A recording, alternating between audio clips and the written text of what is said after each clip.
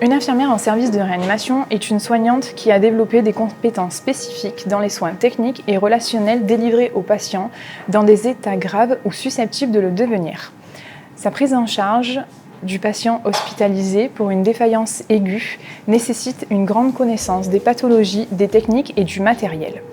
Le matériel a une place prépondérante. Les patients sont souvent reliés à un grand nombre de machines, comme par exemple le respirateur, la dialyse ou l'ECMO. Il advient du rôle propre de l'infirmière d'en connaître l'utilité, la fonction, le tenant et les aboutissants afin de parfaire la prise en charge du patient.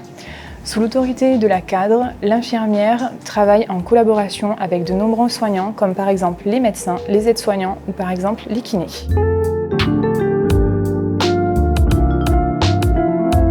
Les infirmières exerçant en réanimation ont toute une formation commune avec un diplôme général d'infirmière. Il s'agit d'une formation de 3 ans aboutissant au diplôme d'État. Il n'y a pas vraiment de formation spécifique. En fait, elle se fait après le diplôme. Quand on va arriver à la réanimation, on va être formé par les médecins ou les internes qui vont nous délivrer des cours, ou on va être pris en charge par les infirmières qui vont nous doubler pendant 2 mois environ. Alors, on a les rôles propres, les rôles prescrits et les rôles ponctuels. Au niveau des rôles propres, on a l'accueil du patient et de son entourage. Participer à l'identification des besoins d'hygiène et psychologiques, c'est-à-dire vérifier les alarmes du SCOP, du RESPI, et assurer une prise en charge des constantes vitales régulières du patient. Assurer les soins d'hygiène et de confort en binôme avec l'aide-soignante. Être capable de gérer une urgence vitale, c'est-à-dire d'observer les signes de gravité, de déterminer les degrés d'urgence et de mettre en place des soins de premier secours en attendant le médecin.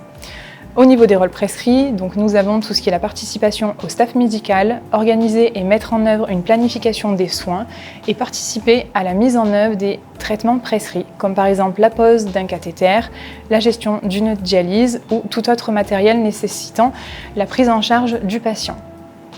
Et au niveau des rôles ponctuels, donc nous avons formé les nouveaux venus, encadré les stagiaires et participé à des groupes de travail pour parfaire la prise en charge du patient en réanimation.